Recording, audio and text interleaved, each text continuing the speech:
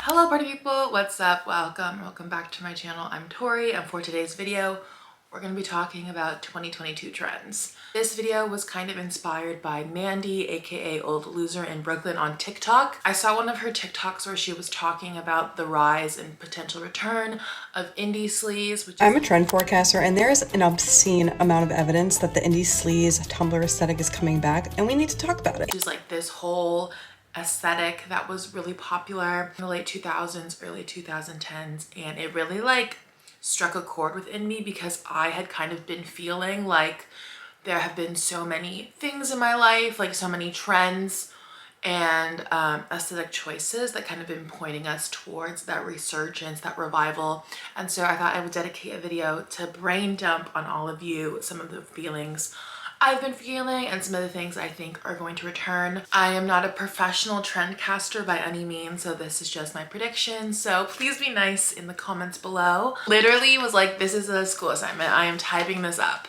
But I also just wanted to say that obviously fashion trends are cyclical, so things come in and out of style all the time, but you don't need to embrace every fashion style or trend to be valid, to be cool, to be fashionable, to be anything. If things tickle your fancy, then wear them, rock them if you can, but don't hurt yourself, don't break the bank in order to fit into these trends. So yeah, let's go, let's hop in. So the first concept that I wanted to talk about was pixelation is the new grain. This has kind of been inspired by a lot of technology trends that I've noticed recently. Like for one, a lot of vloggers, a lot of photographers, a lot of people, a lot of creatives these days are using older cameras now, whether that's like a point and shoot film camera. I'm seeing people carrying around like older camcorders or even like digital cameras that are very similar to the contemporary ones that we have, except that they are like slightly more pixelated or have less pixels. And second, I feel like we're also seeing a lot of people going back to wearing wired headphones. You know, everyone's going back to wearing the wired Apple headphones.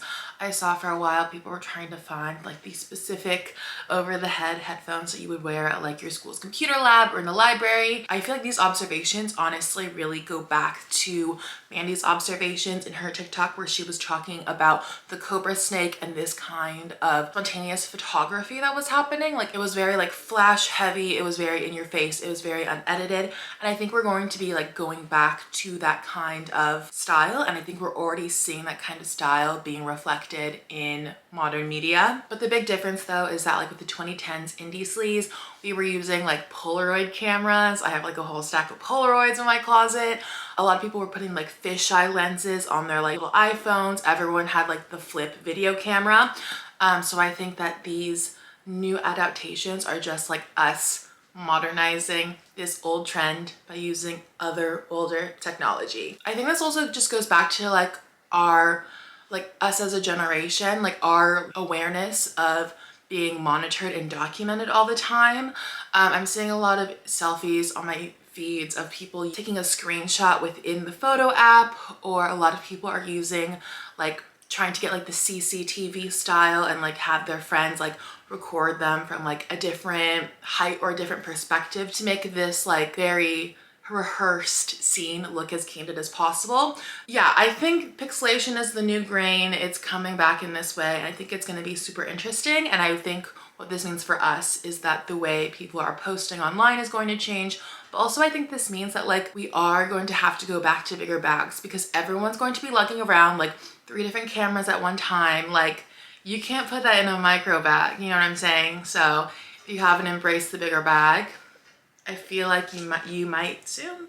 The second thing that I have on this list is the return of the sneaker as sensible footwear. Obviously, sneakers are always in and they never truly go out of style, but I think for a really long time, people were seeing loafers as like the acceptable shoe, as the shoe that was like a sensible shoe across all these different aesthetic choices. But I think that right now we're witnessing that sneakers are having their moment again. I mean, in 2014, it was all about the Adidas Superstar and the Stan Smiths. In 2017, it was about like the Nike Cortezes, but also the Balenciaga dad shoe. I think that the next big thing is going to be like really not like chunky dad shoes in the sense that the sole is chunky, But I think like chunky shoes, when you think of like skateboarders and like, I don't know how to pronounce this brand, but it's like the DC, and like there's this other brand that starts with an E that I can't pronounce.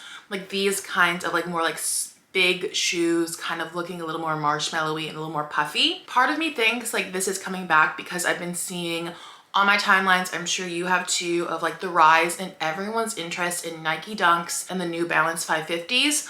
Also really just remind me of the fever that everyone had in the early 2010s over like Nike's skateboarding SB range, and then also for like the kind of DC skate shoes. Like, and I feel like a lot of different things are pointing to the rise again in this particular skate shoe. One is like the conversation about like, oh, every girl wants like a skater boy, mustache boy, like wears his Dickies and goes to the skate park kind of look. Like secondly, jerking and the reject is coming back. It's all over TikTok. It was huge in 2009, 2010.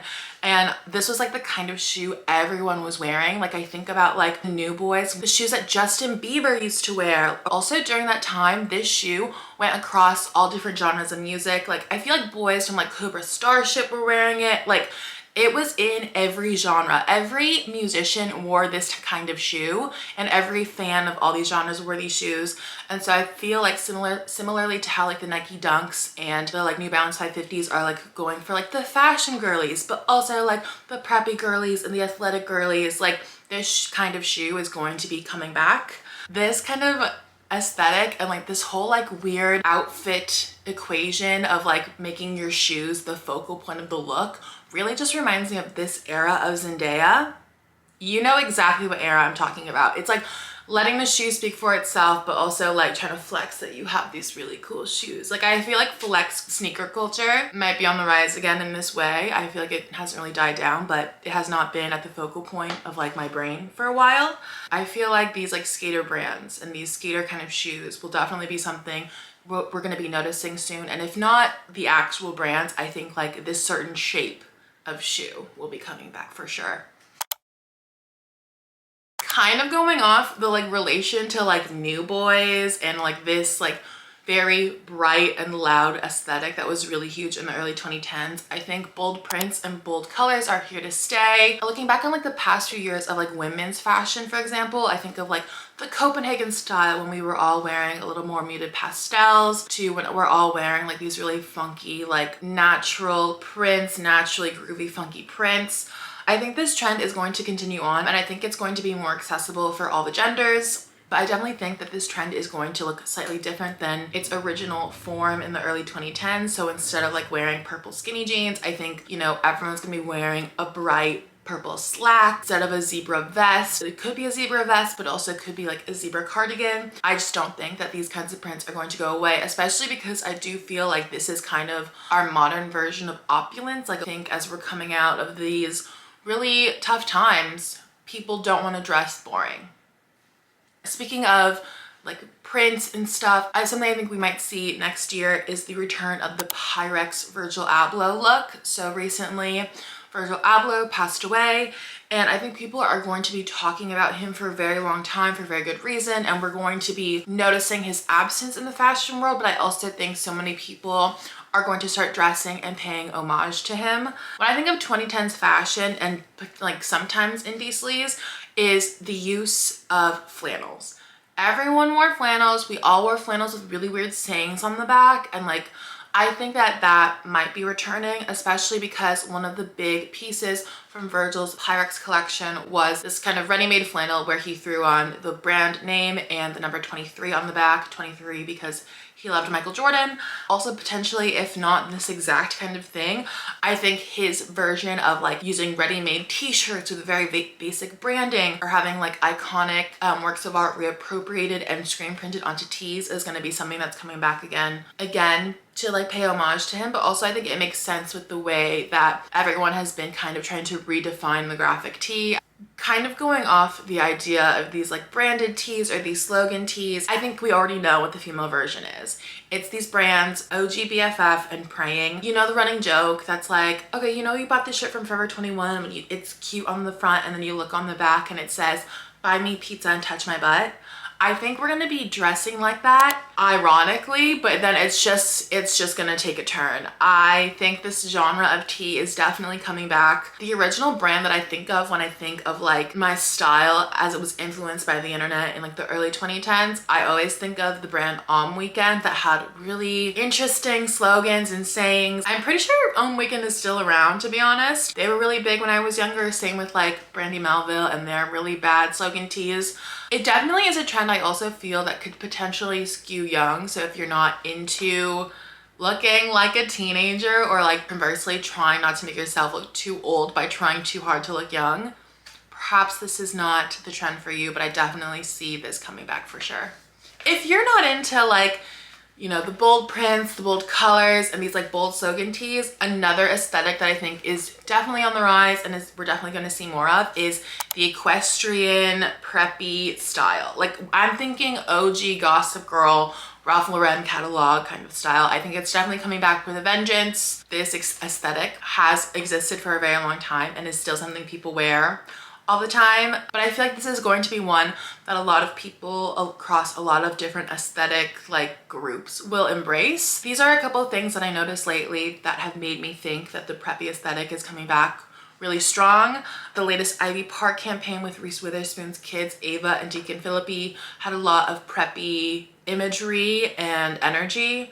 I'm thinking about like the longevity of the Western trend that we've been in. So obviously everyone's really into cowboy boots right now. And I think the next thing people are going to be embracing when it comes to boots is more of like the tall riding boot. I also think that the rise of waistcoats and vests that we've been seeing for the past year are definitely skewing away from like rock star chic. And then I also think like the internet's current focus on like trying to dress expensive, how to look expensive on a budget. I feel like that's also definitely going to affect a huge demographic of people, and people are going to be like going a little more preppy and a little more equestrian. I also think that this is going to happen because a lot of the 2010s aesthetic was about trying to incorporate like more like mature older pieces in a fun way. Like I think about when I was younger, everyone wanted to wear like blazers and like high-low skirts to try and look really like professional, but they would always be in like neon colors to give it a playful energy, but it really just looked god awful.